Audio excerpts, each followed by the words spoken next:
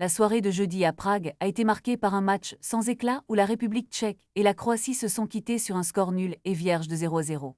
Une rencontre qui, à première vue, ne semble pas offrir grand-chose en termes de spectacle, mais qui a des implications cruciales pour l'avenir des deux équipes dans ses qualifications pour la Coupe du Monde de 2026.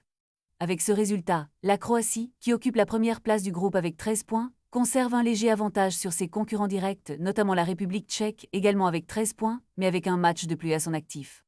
Les hommes de Zlatko Dalic se retrouvent dans une position délicate mais favorable, car ils peuvent presque valider leur participation au mondial en remportant 2 de leurs 3 prochaines rencontres. Celles-ci incluent un affrontement à domicile contre Gibraltar et les îles Féroé, ainsi qu'un déplacement face au Monténégro. Les enjeux sont donc très élevés et la pression se fait sentir sur les épaules des joueurs croates. Dans un groupe où les îles Féroé et le Monténégro tentent de s'accrocher, chaque point compte, et une victoire dans les prochains matchs pourrait sceller le sort de la Croatie. Alors que le monde du football retient son souffle, la Croatie doit maintenant se concentrer sur l'objectif ultime, décrocher son billet pour la Coupe du Monde.